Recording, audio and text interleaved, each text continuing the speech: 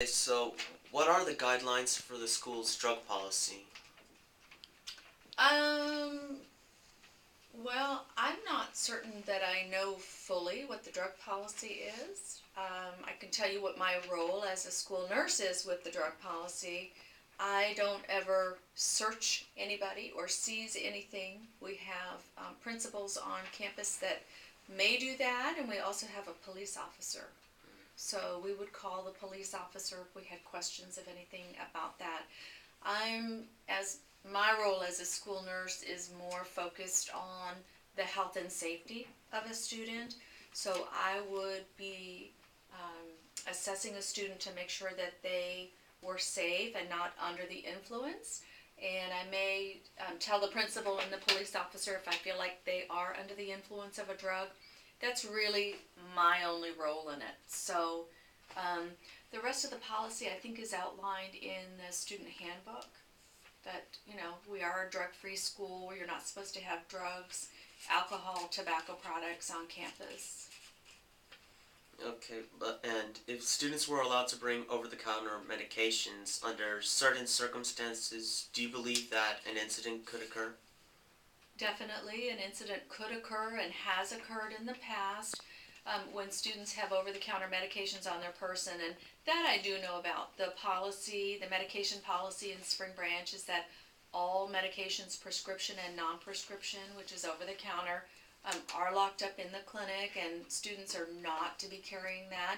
And the reason is they may self-medicate, they may over self-medicate, and they may share those medicines with other students, and that's definitely not a safe practice. Um, should teachers and administrators be allowed to search a student's private property without their permission, such as backpacks, lockers? With certain suspicions that they might have anything. I think that's the thing. If an administrator or the police officer on campus believes that there's any suspicion of anything, yes, I do think so.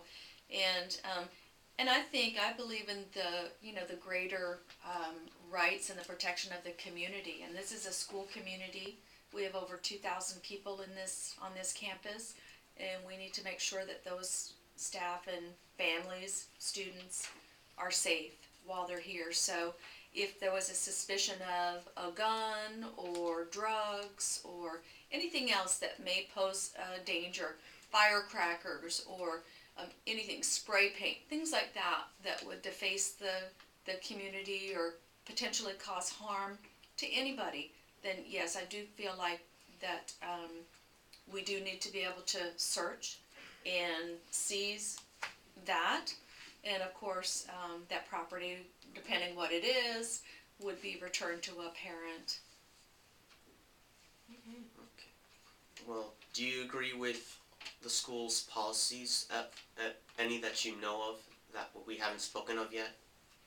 Yeah, as an employee here, I need to follow the policies. That's part of my job. And of course, I have a whole range of other ethical duties and responsibilities being a licensed nurse. I have to follow certain ethical practice and guidelines. I have a Nurse Practice Act I have to follow. So there's certain things that I have to do because I am a licensed registered nurse.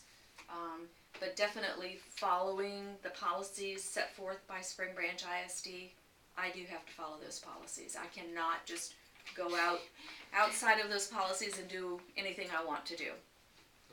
Well, do you believe that the school confiscation policy is too severe? I don't believe so. I've not seen that in practice. What I have observed in here in the clinic, I think it's very reasonable. Okay, thank you. You're welcome. Thank you. Thank you.